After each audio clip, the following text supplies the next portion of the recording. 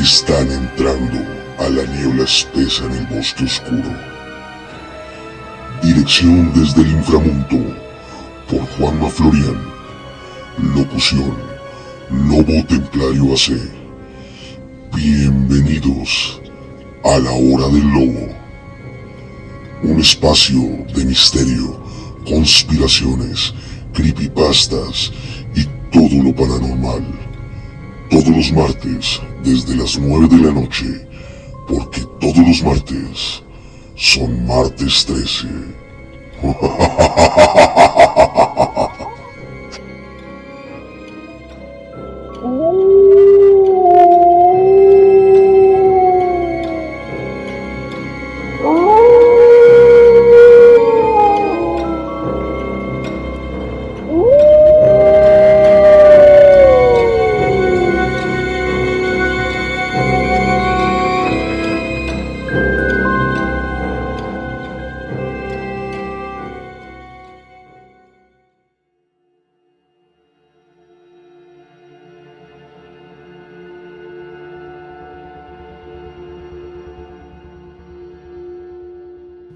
Nuestro director ha alistado los dulces y caramelos para que nos dejen pasar a la niebla espesa del bosque oscuro.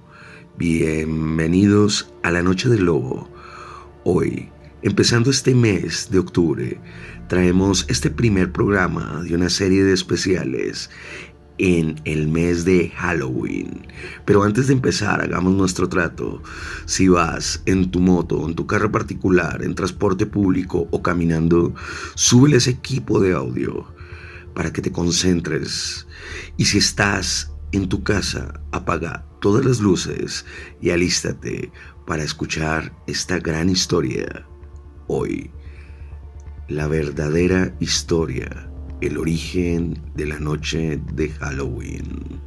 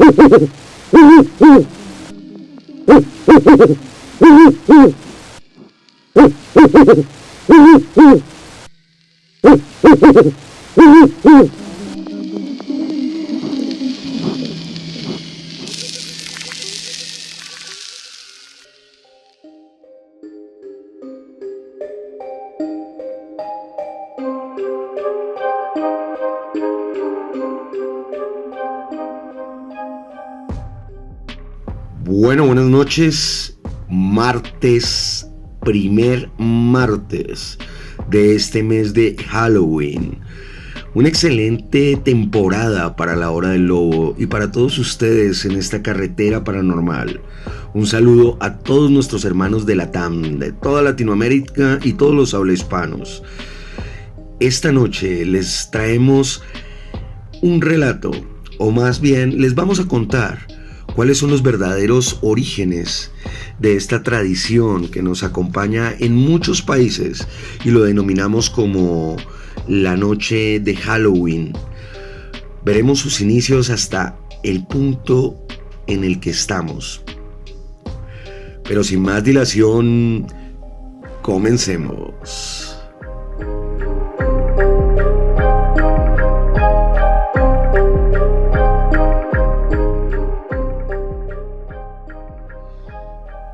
Llega la noche, nos emocionamos y cada uno en sus casas adornan, se alistan, compran dulces, algunos los preparan. Las personas se asustan entre ellas desde que existe Halloween, pero ¿cuánto tiempo hace de eso? ¿Cuál es su origen? ¿Y por qué nos disfrazamos y hacemos lámparas con calabazas en algunos países? ¿Solo para satisfacer nuestros miedos más profundos? Revelaremos los secretos de Halloween, y esto significa descubrir cómo empezó hace miles de años Así que cierren las puertas, apuntalen las ventanas y no dejen entrar a todos estos espectros que acabarán contándoles a ustedes la verdadera historia de Halloween.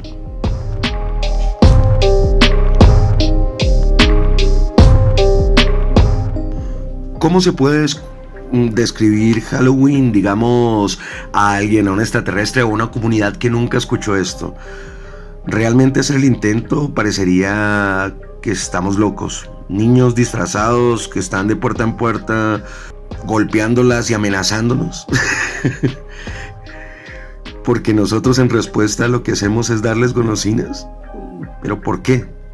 ¿Por qué adornamos nuestras casas, tallamos calabazas,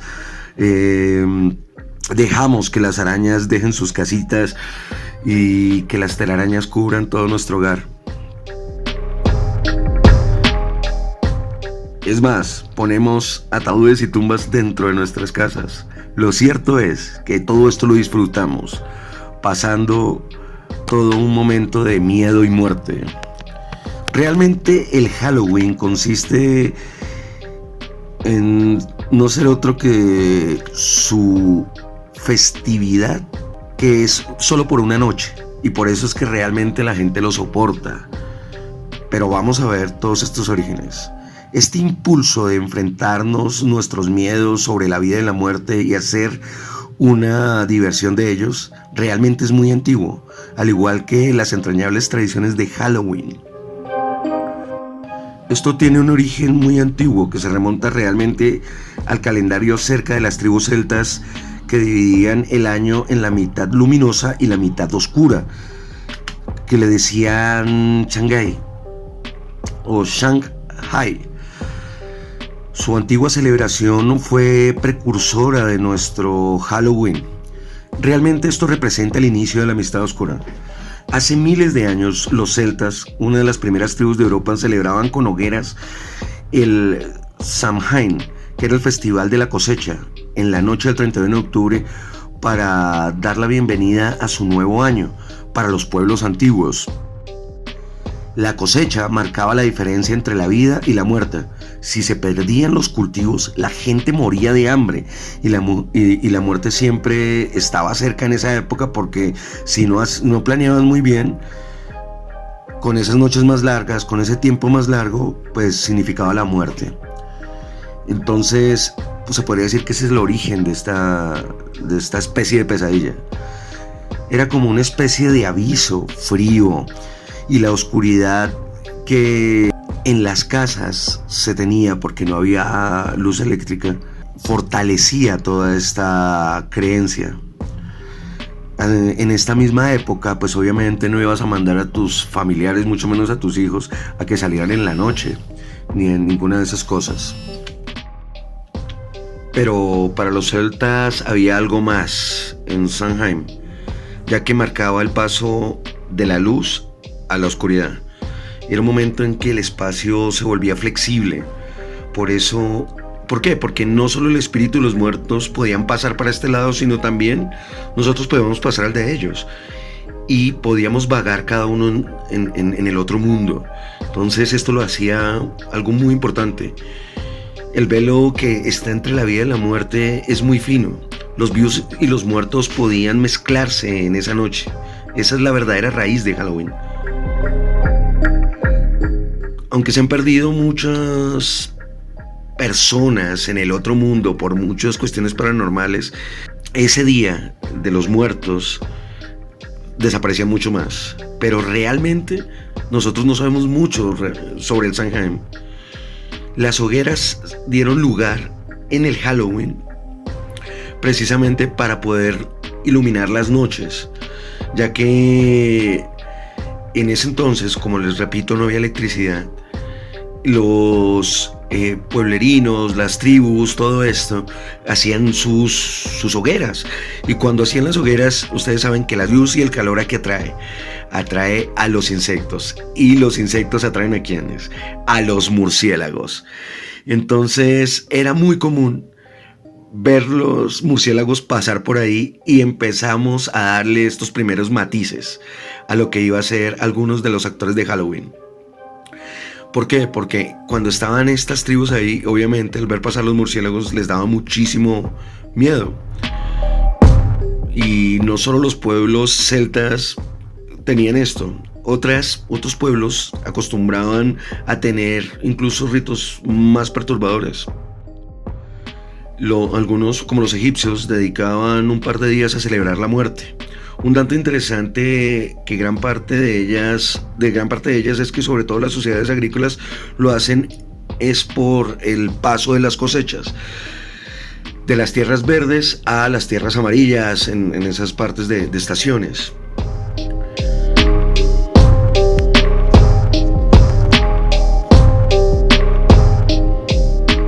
Pero ¿cómo han llegado hasta nuestros días esas tradiciones antiguas?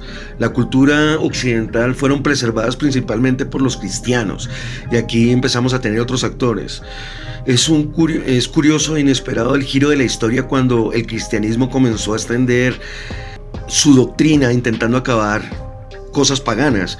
La conversión de los paganos fue clave para esta naciente iglesia cristiana, ya que necesitaban muchos más seguidores. La clave que recibió en ese momento de lo que hacían los ritos paganos, los primeros celebraban un día que era el 13 de mayo y era un homenaje a los muertos. Dentro del calendario romano se conmemoraba la muerte y dominaba el culto a todos los fallecidos. La gente, para callar a los muertos, les regaban leche sobre las tumbas o les ofrecía pastelillos.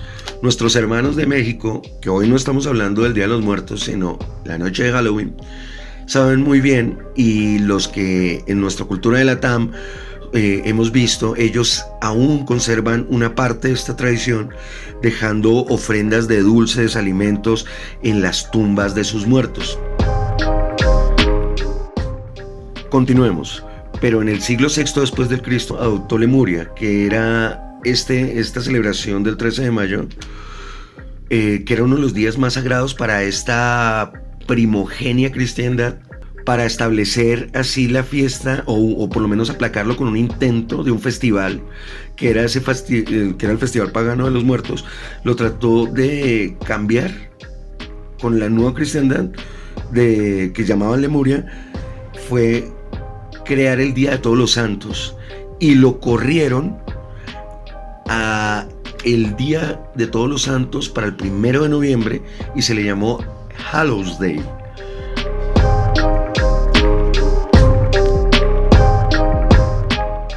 Así le quitaba toda la fuerza al Samhain pagano. Como el Samhain celebraba la noche del 31 de octubre, que era el Día de Todos los Santos, entonces el 1 de noviembre comenzó a llamarse la víspera Hallows Day. Entonces, como era la víspera del Hallows Day, la empezaron a llamar, en lugar de Samhain, que era lo que ellos pretendían, la empezaban a llamar como All Hallows Even, y terminó llamándose Halloween. Luego, para jugar sobre seguro, la iglesia, ¿qué hizo? Dio un paso más, añadiendo una fiesta no solo en honor a los santos, sino a todos los cristianos, el 2 de noviembre, que se convirtió el Día de los Difuntos, un día autorizado por la iglesia en honor a todos estos difuntos. Recordemos que estamos hablando de toda esta iglesia primogenia. Esto era importante. Realmente la asociación de Halloween con los difuntos y su sobrenatural, de todas maneras, permaneció. Pero durante la Edad Media, el Día de los Difuntos, cuando los sacerdotes le dijeron a los cristianos que rezaran, porque lo que les decían en ese momento era que si oraban, podían pasar esas almas del purgatorio al cielo. Y lo que se hacía realmente en ese momento, en ese día previo a Todos los Santos, en lo que se vendría a convertir en Halloween, era una noche de oración realmente para esa primera cristiandad. No estoy hablando de los celtas, que para ellos sí era algo ritualístico. Y no solo pasaba esto ahí, en esto, sino que con los celtas, sino porque también hacían sacrificios tanto de animales como con sangre humana. Entonces todas estas cosas necesitaban quitarlas, necesitaban diluirlas. Y cogiendo esa, como ya les dije, esa primeras celebraciones de estos cristianos todavía medio paganos que tenían también una celebración del 13 de mayo a todos sus muertos, entonces las unifica y las manda para acá. ¿Qué pasa? Pues en un mundo de tinieblas, con el purgatorio, con todo lo que había hecho la iglesia, no era como muy agradable estar en el infierno o el purgatorio. Pero la intención que quería la iglesia era darle una noche para dar esperanza y rezar por todas ellas. Pero ¿cómo salían las almas del purgatorio según lo que decían? Si se ofrecían oraciones suficientes por cada alma, podía volar hasta el cielo. Y esto así se establece esa primera noche, antes del 10. Esto condujo a una costumbre mucho después medieval, que era realmente que iba a ser lo del truco y trato. ¿Por qué? Porque lo que se hacía realmente era hacer un trato para que las almas salieran de ahí. Ya en la época medieval, cuando empezaron a salir, porque yo les voy a, aunque me vaya un poco adelante, voy a volver a retroceder a darles todos los inicios, seguir hablando de los inicios. Los niños en la época medieval recorrían las casas pidiendo pastelillos o bollos especiados rellenos de pasas, de frutas, delicias que eran de mendigos. Y que se decía que era la comida que buscaban las almas en el purgatorio. Pero bueno, continuemos con todo esto. ¿Qué pasa? Este precursor del truco o trato actual se convirtió en una preocupación para los cristianos medievales, al igual que otro futuro elemento esencial para el Halloween, que eran las brujas. Para la gente de la Edad Media era perfectamente lógico creer que habían demonios y brujas. Y si habían demonios y brujas eran responsables por todas las cosas malas del mundo. Era lógico perseguirlos y hacerles cacería. Más con una inquisición impuesta en ese momento, más con la ausencia de muchas órdenes de luz que habían sido acabadas, que pues no es tema de hoy, pero acuérdense que cuando caen los templarios y se quita por lo menos caballeros que no seguían directamente la iglesia, sino sencillamente los preceptos de ayuda, y que no fue conveniente. Bueno, esto es algo que yo les voy a decir más adelante. Entramos a toda esta etapa de oscurantismo, y aquí la Inquisición se establece, porque digamos que yo diría que los principales víctimas de la primera Inquisición fueron los templarios, pero después, ya con esto que estamos hablando, que es la noche de Halloween, donde ya se empieza a hacer una persecución a las personas que no estaban de acuerdo con las doctrinas en ese momento de toda esta parte de lo que era la religión católica. Lo que hicieron fue generar esta persecución, pero se hacían acusaciones tan drásticas, y aunque nosotros pensemos que todas las brujas eran feas, era al contrario. En las mujeres por celos se acusaban de brujería porque la otra era más bonita que la otra, y les ponían unas pruebas irrisorias. El pánico a las brujas del siglo XVI contribuyó a establecer un aspecto para los personajes que se personifican en Halloween. Casi siempre las brujas eran consideradas aliadas de Satán.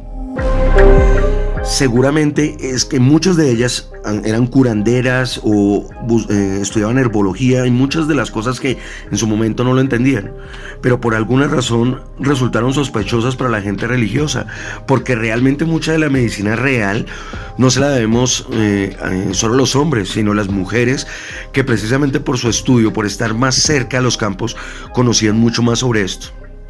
Con el tiempo, a medida que más y más mujeres fueron siendo acusadas de brujería, sus objetos cotidianos de cocina adquirieron dimensiones siniestras y se han convertido en unos íconos para todos nosotros, como fue tener algo tan sencillo como una escoba, que no se convirtió solo como un elemento del mal, sino además como un medio de transporte.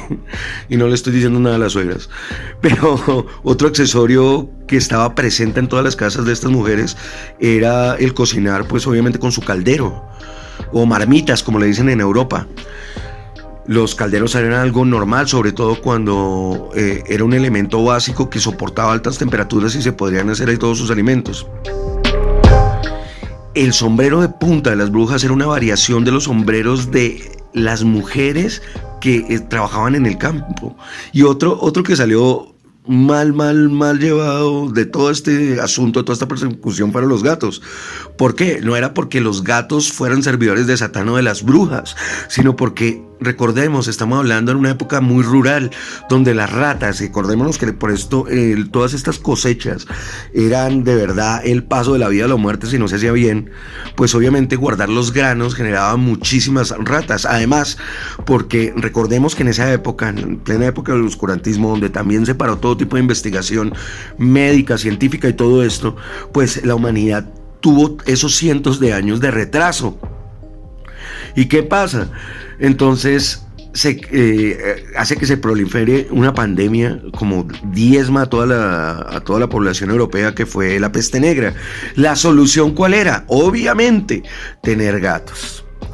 El gato, como enemigo del ratón, era pues una herramienta muy asequible para cualquier familia pobre, humilde.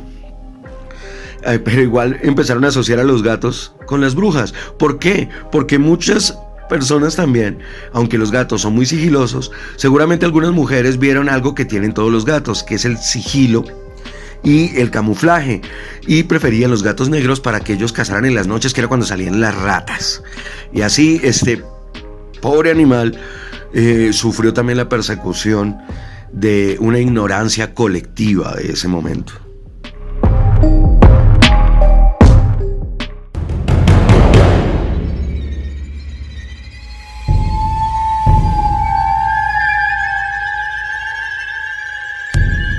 Sigue al Lobo en YouTube, Instagram y todas las redes como Lobo Templario AAC.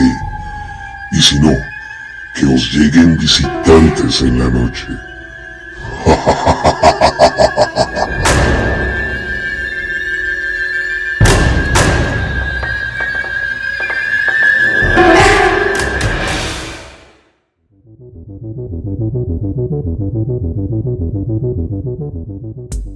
Gatos negros, brujas, cementerios, vida y muerte. Realmente estaban formando la noche gótica y toman lo que iba a ser este mundo de lo que hoy día conocemos como Halloween. Es donde hoy en día es todo un espectáculo. Las hogueras, adoración a los muertos, mendigar pastelillos, dulces. Los elementos del Halloween actual acosaban a Europa a finales del siglo XVII, ya que la muerte es la base de esta fiesta. Tanto si se trata de la amenaza de la muerte como de una mala cosecha o el fin de una era o el comienzo de una nueva era, una nueva cosecha, la muerte forma parte de muchas celebraciones, no solo de Halloween. Este periodo vio la influencia constante de uno de los elementos más coloristas o bonitos de Halloween, que son las máscaras. Pero hablemos de las máscaras. Con frecuencia aparecían asociadas a otra tradición de Halloween: la destrucción. Los malintencionados y los mendigos, porque nosotros pensamos hoy día que son solo de los niños. No, aunque hoy día el Halloween se ha vuelto algo más para adultos y niños al tiempo. Al principio, estas celebraciones eran hechas por adultos, no solo por los sacrificios que se hacían, sino porque ya cuando se empieza esta medio celebración en ese entonces, como les digo, en el siglo XVII, los pendencieros, los malintencionados, los criminales y los mendigos salían en la noche de Todos los Santos y consumían muchísimo alcohol. Entonces, como se hacían peticiones de comida y bebida, se fueron haciendo más amenazadoras. Las máscaras empezaron a aparecer fue porque los ayudaban a esconder su identidad y empezaron a diluir lo que eran los de la vida y la muerte. Las normas sociales empezaron a desdibujar en esa noche de Halloween. Sobre todo que en Inglaterra, que vivió costumbres especiales que incluían de casa en casa, y acá nos empiezan a dar esto, representando actuaciones cortas que eran recompensadas con comida y a veces incluso con dinero. ¿Se trataba de un principio de truco o trato? No exactamente, pero había cierta semejanza en el siglo XVII, como les digo, en Inglaterra. Muchas de esas costumbres sobrevivieron solo en las zonas rurales, pero aparecían poco a poco en las calles de las ciudades gracias a estos terroristas procatólicos en ese momento. Como les hablaba de este tipo de terroristas procatólicos, hubo uno que se volvió muy famoso, que se llamaba Guy Fawkes. El 5 de noviembre de 1605, Fawkes intentó volar toda la Cámara de los Lores con 36 barriles de pólvora. Quería acabar con toda esa monarquía. Fue juzgado y declarado culpable y después fue ahorcado. Y según la leyenda dice que su cuerpo fue descuartizado y después lo arrojaron a pedazos al fuego. ¿Qué pasó con esto? Al año siguiente, todos los años posteriores, en el aniversario de la muerte de este hombre, los niños de Londres empezaron a burlarse del recuerdo de Guy Fawkes, causando el caos en las calles y manifestándose y mendigando, haciendo hogueras, y pues en menor medida lo que hacía el hombre, pero lo empezaron a hacer los niños. En la actualidad, en toda Inglaterra, esto todavía existe y se llama el Día de Guy Fawkes. Y lo dejaron como el 5 de noviembre y es una fecha próxima a Halloween. O sea, se acaba Halloween y el 5 de noviembre es la noche de Guy Fawkes. ¿Y qué pasa con esto? Aunque todavía no se trataba del Halloween como tal, tenía todos los elementos, niños y adultos aprovechándose de la oscuridad de la noche y divirtiéndose. Pero realmente todas estas cosas, ¿cómo pudieron pasar el Atlántico y llegar al Nuevo Mundo? Realmente los culpables de todo esto fueron los puritanos que empezaron a emigrar a Estados Unidos. Como en la Biblia aparecen demonios, ángeles y toda una colección de seres sobrenaturales, ellos se enfocaron en todas esas fuerzas del mal. ¿Para qué? Para no dejar salir precisamente a sus hijos. Para los puritanos, todo lo sobrenatural era una fuerza amenazadora. Cuando está esta tradición de Halloween, el día de Guy Fawkes llega a la costa de Norteamérica. Otros colonos que toleraban un poco más esto, adoptaron fue como una semilla de celebración que se convertiría en Halloween norteamericano como tal. Es decir, cogieron todas estas cosas y las ablandaron un poquito más. Pero no se podía decir todavía en ese momento que era Halloween. Por ejemplo, hay una descripción de 1883 de un Halloween. No se trataba de una fiesta como tal, sino que era una pequeña reunión alrededor del fuego donde se contaban historias de fantasmas. Y esto entonces ya nos los trajo acá, al Halloween americano, que pues realmente en nuestros tiempos son los que más lo han difundido. Algo más espeluznante se tiene que unir a esto. Como actor principal en disfraces de muchos niños, y es los fantasmas, sábanas, los esqueletos y las brujas, y sobre todo las danzas. Pero ¿qué pasaba en ese momento en Estados Unidos? A mediados del siglo XIX, Estados Unidos, Norteamérica, se preparaba para una celebración mucho más oscura, ya que estaban en medio de su guerra civil. En 1865 se pudieron contabilizar un promedio de más de 500.000 de muertos. La guerra civil dejó atrás tal cantidad de cadáveres, identificar que este país está obsesionado con la muerte realmente. La mayoría de soldados murieron en lugares desconocidos que nadie sabía dónde estaban. Así que había un sentimiento muy profundo que puede que vuelva quizás a los muertos un poco más paranormales para toda esta sociedad en ese momento. Entonces muchas de las tradiciones de Halloween en ese momento que se empezaban a regrear, es una época donde decían que los muertos volvían y que podían hablar con ellos en ese momento. Pero llegó esta etapa después de esta guerra civil, que fue la migración de irlandeses y escoceses a estas tierras. ¿Y qué pasa con ellos? Sus costumbres las traían totalmente regadas. Sobre todo las traducciones del Halloween que ellos hacían, que no les decían Halloween como tal, pero vamos a hablar de uno de los principales cuentos que aunque nacen del Halloween, es una cultura popular para todos nuestros hermanos de la TAM, porque en todos nuestros países lo tenemos, y ya les digo cuál es. El Coco, una especie de fantasma morfo, molesto, que acosaba a los niños escondido debajo de la cama, llamándolos, o en las ventanas, o en las puertas, o detrás de columnas o de árboles. Se creía que había muchos tipos de cocos, pero este coco precisamente los traen los irlandeses y los escoceses. El punto es que este símbolo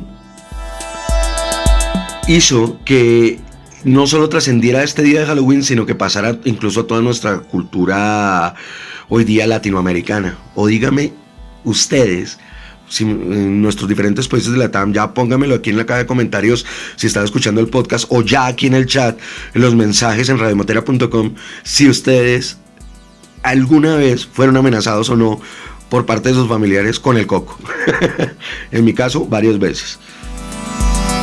Pero hablemos de otro personaje también que llegó con ellos. Como en la noche de Halloween y todo lo que lo envolvía es la oscuridad, la penumbra, donde había miedo, donde querían poner miedo, aparece otro símbolo, el más conocido de Halloween realmente hasta hoy, que son las calabazas o el farol Jack Lantern, también conocido por su tradición europea, pero el prototipo no se tallaba en una calabaza realmente. Nosotros lo conocemos por nuestra influencia norteamericana, pero realmente no era tallado en una calabaza. Hay una leyenda importante acerca de un personaje llamado Jack Lantern. Jack era un buscapleitos, era tan malo que la gente lo sacaba del pueblo, y un día descansando, yo conozco la historia, un día descansando debajo de un árbol, el diablo se le apareció para llevárselo al infierno. Pero aunque era un busco de problemas, Jack era muy inteligente. Entonces le propuso un trato, volvemos al truco trato. Al diablo le dijo: hagamos una cosa, yo me dejo llevar si usted, diablo, es capaz de subirse hasta la última rama de este árbol sin dejarse caer y quedarse parado en esa última rama. Si lo logra, yo me voy con usted. Si no lo logra, usted me deja aquí tranquilo. Entonces el diablo accede, se sube hasta la última copa del árbol, y lo que hace Jack en ese momento es tallar una cruz en el tronco del árbol, en la base, para dejar que el diablo no baje. Entonces el diablo, al verse obviamente muy molesto y muy frustrado, le dice que quite esa cruz, que arranque esa corteza para que lo deje bajar. Entonces el diablo accede a no molestarlo y a no llevarlo al infierno si lo hacía. Ya quita la cruz, el diablo baja y ya queda súper tranquilo porque sabe que no iba al infierno, sigue haciendo sus fechorías, y cuando muere Jack, pues tampoco lo dejan entrar al cielo. Entonces no podía entrar ni al infierno ni al cielo, entonces queda en ese limbo de oscuridad.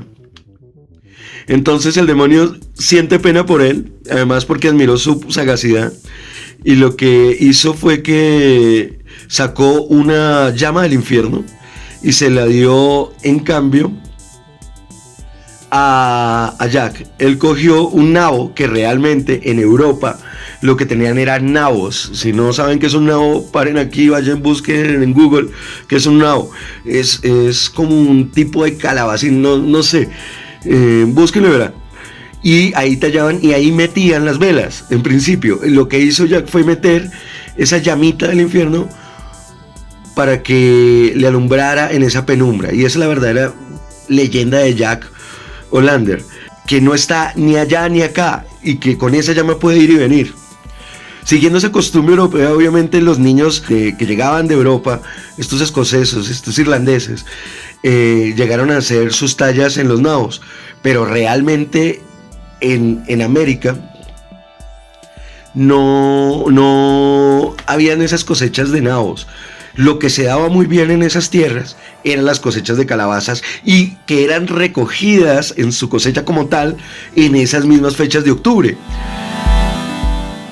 Los norteamericanos lo que hicieron fue, pues como no tenían ya los niños, ya esa mezcla que había, como no tenían los nabos, lo que hicieron fue empezar a tallar las calabazas, ya que eran grandes y redondas, y aparece por fin este sello de identidad de Halloween después de la guerra civil.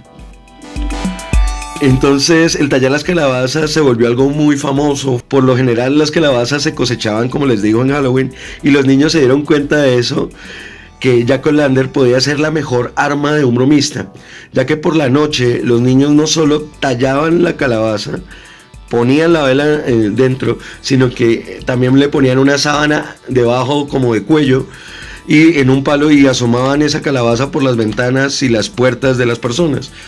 Y pues era una imagen aterradora y se volvió un arma de broma muy buena. Entonces, de ahí viene Jack.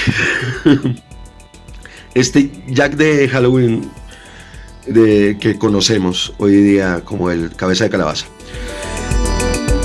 La noche, bueno, pero aquí yo quiero contarles algo que también empezó a pasar, porque ya estamos llegando aquí a finales del siglo XIX, porque vamos a llegar ya entonces a principios del siglo XX.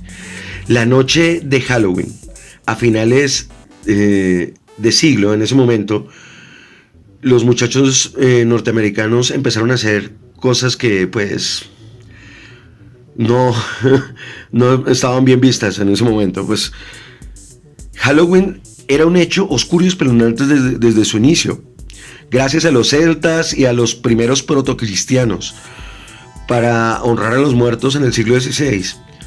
Después, en el siglo XVI, se vuelve una revolución bullosa con una celebración infantil marcada en peticiones y bromas. Hacia 1880, Halloween pasó a los pueblos de las ciudades de Estados Unidos, pero la fantasmagórica cara de Halloween fue reinventada con sombras horripilantes de naranja y negro a comienzos del siglo XX.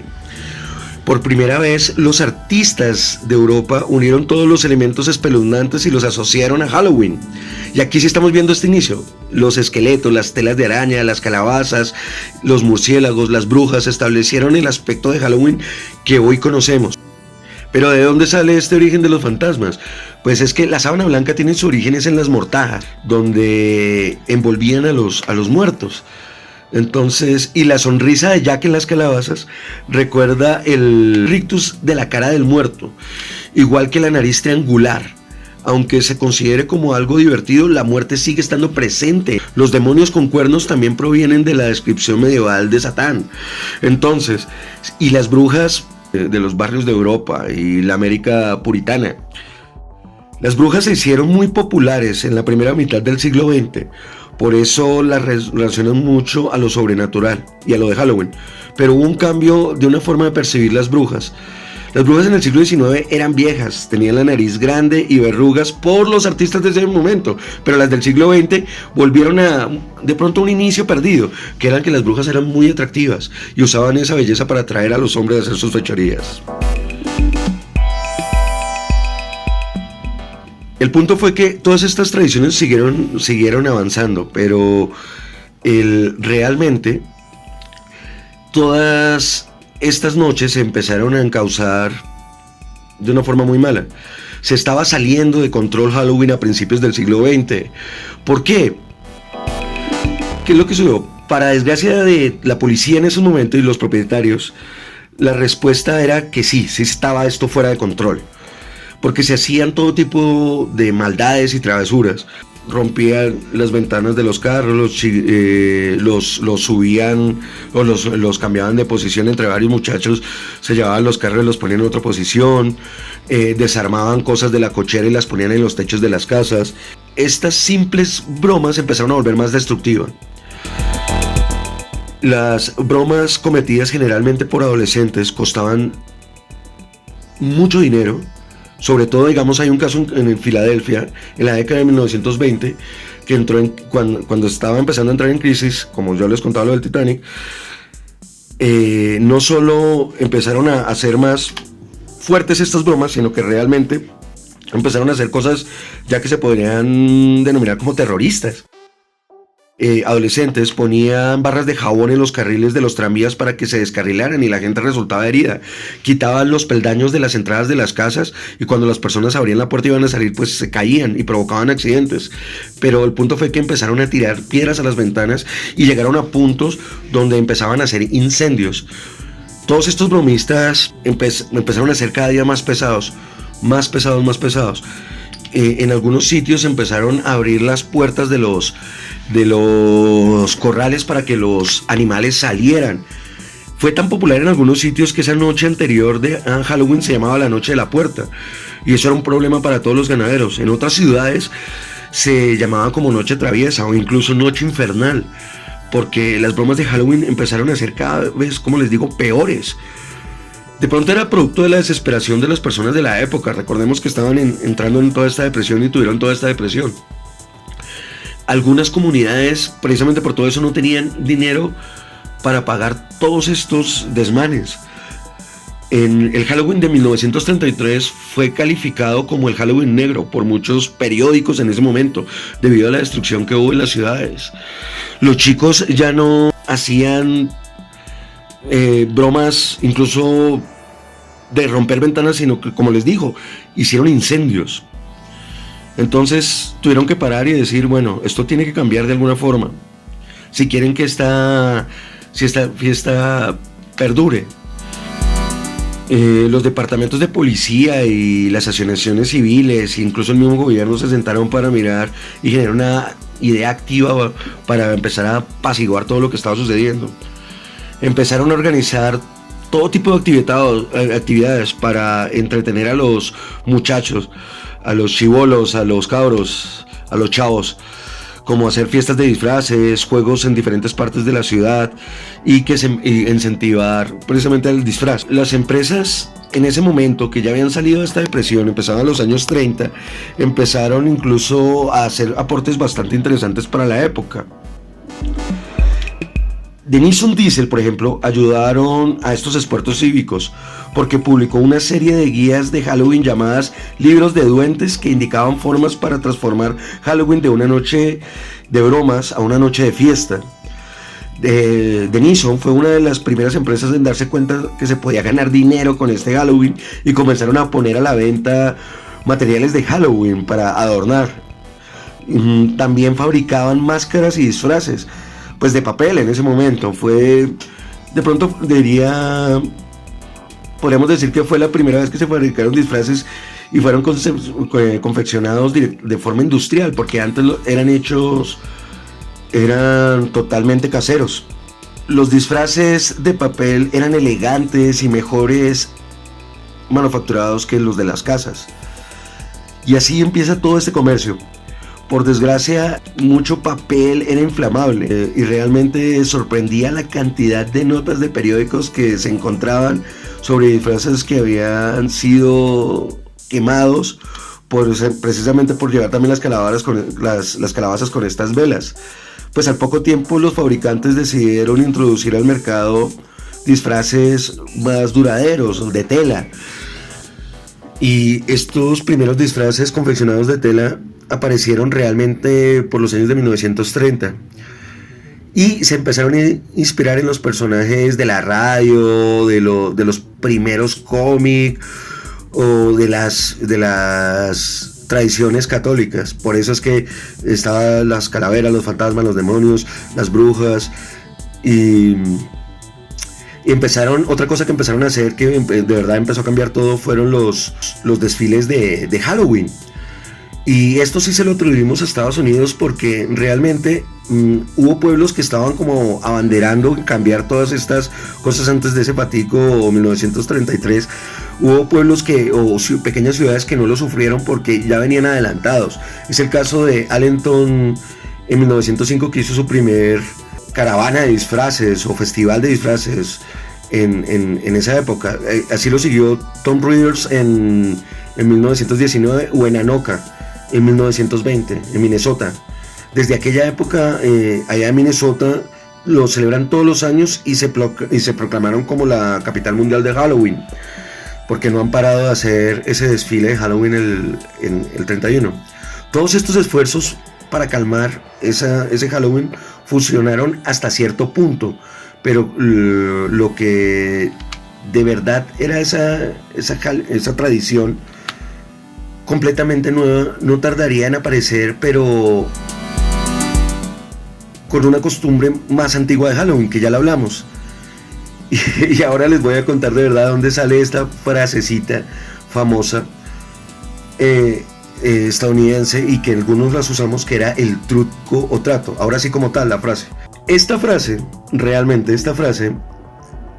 aunque sea una costumbre de varios siglos de antigüedad, tiene seguramente menos de 100 años de edad.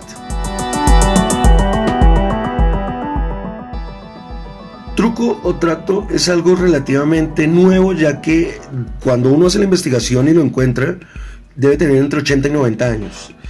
La expresión proviene de una broma muy extendida y destructiva que se realizaba en Norteamérica en el siglo XX. En algún momento alguien tuvo la brillante idea de sobornar a los niños con dulces. Les empezaron a dar palomitas de maíz dulces o manzanas endulzadas, cosas que podían hacer en la casa. Pero y a estos regalitos les decían trucos. En 1939 aparece la primera vez la frase escrita en la prensa de Estados Unidos. Doris Hatt puso un artículo en la revista en 1939 donde pone truco trato, hablando de cómo fue su éxito, el éxito que había tenido Halloween, abriendo la casa a los niños del vecindario y les dio golosinas y no sufrió ningún problema. Con la nueva costumbre llegaron pues obviamente nuevas delicias, nuevos dulces, ya no hechos en la casa, sino empezaron a recibir dulces comprados de las tiendas, como los chocolates, como dulces ya manufacturados y muchas golosinas que realmente acabaron comiéndose el mercado del Halloween en ese momento.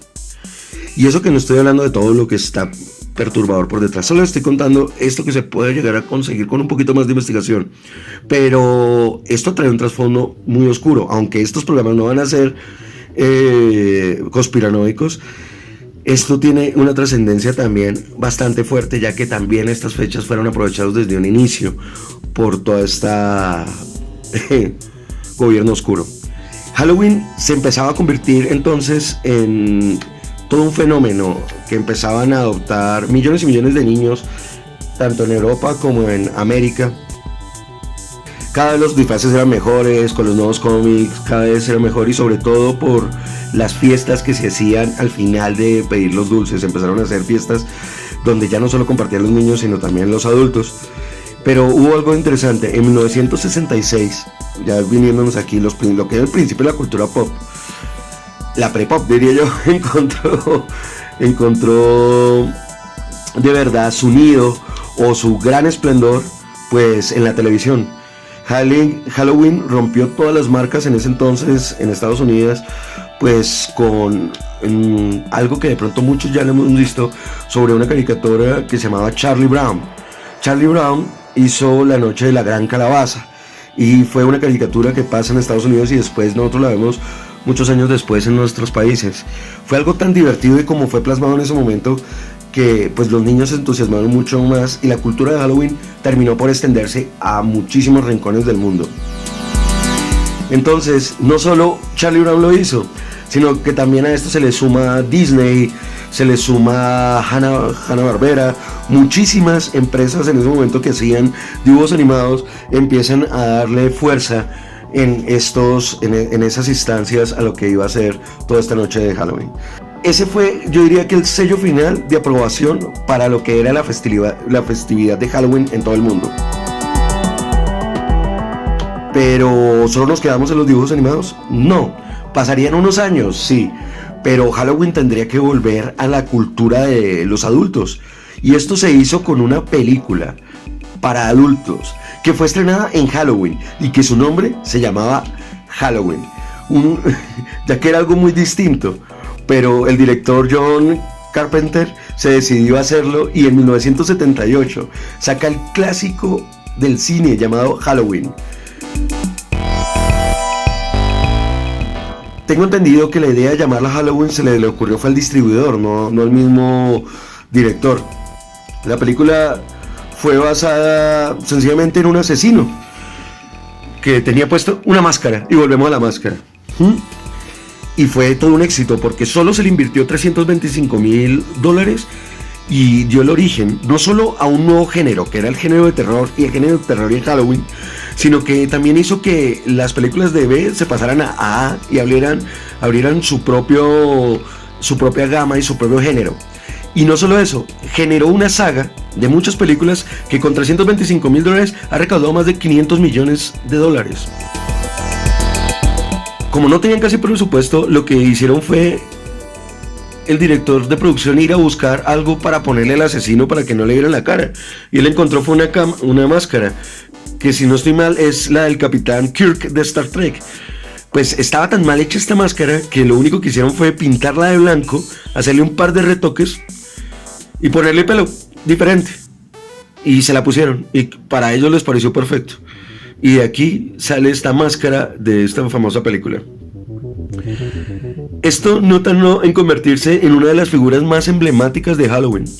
Michael Myers, el famoso asesino de Halloween. Ese personaje hoy día, para las personas que les gusta de verdad esta fecha, es uno de los íconos más recordados de esta época. Las máscaras cogieron muchísimo más fuerza y se volvieron mucho más elaboradas, y realmente con esta película y de ahí en adelante estas máscaras se convertirían en estos disfraces tan elaborados que hoy día participan en concursos en muchos sitios. Miren que hay una tienda en Burbank, California, que se llama Halloween Town. Se ha hecho tan famosa que abre todo el año, o sea, los 12 meses del año, hace disfraces y máscaras porque se lo piden durante todo el año, no solo para películas, sino para fiestas constantes, para disfrazarse en todo. Entonces, esta empresa, por ejemplo, ha llevado a otro nivel lo que es fabricar todos estos disfraces.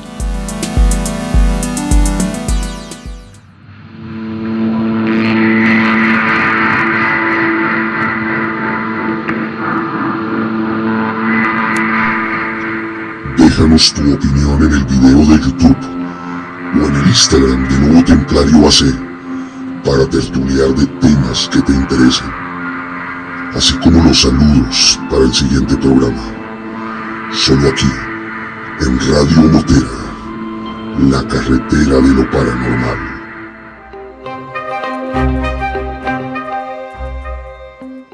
No solo esto ha abierto las puertas para el negocio de los disfraces o de los dulces. Desde los años 50 empezaron a crearse como muchísimas otras empresas con todo esto, algo que hoy día incluso se mantiene durante todo el año en algunos parques de diversiones y se llaman las casas embrujadas. También la música específica para estas festividades. O sea, esto se acompañó y entró a todo el sistema industrial de una forma gigantesca. E incluso como la fiesta empezó a hacer y a ver, que se pudieran vestir de como quisieran, las casas no solo dio la puerta para muchas personas que querían sentirse como su personaje favorito, sino que incluso fue la puerta para muchos sitios de inclusión. No estoy hablando por los hombres que se visten de mujer, sino directamente estoy hablando de la comunidad LGBTI, donde el desfile de Halloween de Greenwich Village de Nueva York, o el carnaval de Halloween de West Hollywood, o la fiesta introduce una fiesta salvaje y pícara, que era el desfile gay de Halloween, que fue un gran acontecimiento, y en San Francisco y en Los Ángeles, por supuesto, quedó establecido desde su idea fundamental en estos años en plena cultura pop. Fue como, y se acogieron a lo que ellos denominaban en ese momento que era la autotransformación. En muchísimas partes ha influido esta traducción, mira hasta dónde la hemos traído, sino que también el Halloween se ha vuelto muy para adultos. Por ejemplo, hace poco escuchaba a una mujer que decía, ya estoy lista porque tengo mi disfraz y va a ser de prostituta, a lo cual la compañera la escuché decir, no, y la mía va a ser de enfermera sexy. Esto no tiene nada de malo. Hoy día nosotros no lo vemos nada de malo, pero digamos, en los años 80, 90, pues evalúenlo, ¿sí? Pero sí lo han sexualizado bastante y lo han llevado, pero no es que lo hayan cambiado, porque realmente sus verdaderos orígenes en sus ritos no fueron los que empezaron a introducir en los 70 y 80 sexualizándolo de esta forma, sino que eran sus orígenes reales dentro de los sacrificios, sexo, sangre, los animales, que eran sus verdaderos orígenes. Hoy en día, incluso en algunas regiones, pues que ya no están tan seguros, los niños son acompañados por los papás, porque se dice que muchas de las golosinas pueden estar envenenadas. Pero esto, uy, cogiendo las llaves del estudio, cogiendo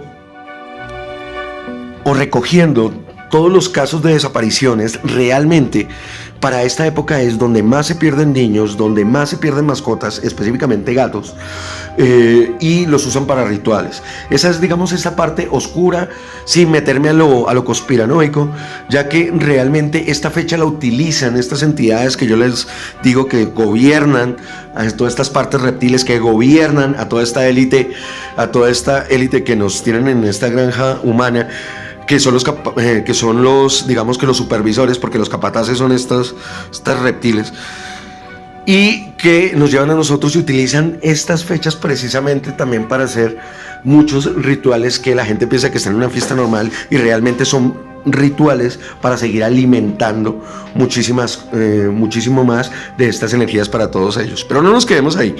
Quiero terminar contándoles cosas bastante interesantes. Hoy el día Halloween se ha convertido en una tradición realmente, se podría decir que mundial, ya que cada vez son más países ya que lo tienen. Para nosotros puede que sea muy común. En Latinoamérica, digamos en el caso de nuestros hermanos de México, que celebran ese Día de los Muertos el 1 de noviembre, que ese es un tema que, si ustedes me lo ponen, si nuestros hermanos mexicanos nos ponen que quiere que les hable o que les cuente a todos los de Latinoamérica de dónde nace específicamente esta tradición en México, lo haré con todo gusto. Pero hoy en día lo que les quiero decir es que se ha vuelto digamos en el caso de Colombia, y sí lo quiero saber en los demás países, ya que digamos en el tiempo que, bueno, en un país sí estar en varios Halloween, que fue en Chile, pues estaba en los niños, aunque no era tan fuerte, y las fiestas de adultos realmente eran muy pocas o casi nulas. Digamos en Colombia, bueno, es que aquí nosotros sacamos fiesta por todo, para que sepan nuestros hermanos de la TAM. Aquí en Colombia no solo se acompañan a los niños, pero uno ya los está guardando rapidito, 8 o 9 de la noche, los está guardando, eso sí, uno los está llevando, cada día los llevan más tempranos a los centros comerciales. Ya a las 2 de la tarde están los pelados pidiendo dulces en los malls y en las casas. ¿Por qué? Porque los papás tienen el afán de que estar libres a las 7, 8 de la noche para poder irse a su fiesta, y la noche de Halloween se ha convertido en una noche de adultos. Fiestas en todo lado, todas las discotecas, todos los bares, todos los pubs hacen eventos especiales en esas noches y se hacen premios para toda la gente, y se ha generado una cultura que realmente obviamente apasiona, y en muchos casos pues distrae de las realidades tan fuertes que tenemos todos nosotros. Creo que he tratado de llevarlos por el tiempo haciéndoles toda esta reseña. Pero quiero que me cuenten dos cosas ya, no solo aquí en el chat, en mensajes de radiomoterra.com, sino también en la caja de comentarios en el podcast, y quiero que me digan de qué se van a disfrazar. ¿A dónde van a ir a rumbear? ¿Dónde va a ser la farra, la juerga, el pedo? ¿A qué boliche van a ir? Y sobre todo, para ustedes, ¿qué significa Halloween? No siendo más, esta ha sido la investigación de verdad de los inicios del Halloween, y espero que si no se suscriben en este mes, de verdad les lleguen visitantes en las noches. Pero a pedir dulces, tranquilos. Eso sí, nunca olviden, jamás olviden, y siempre recuerden: remember, be wild.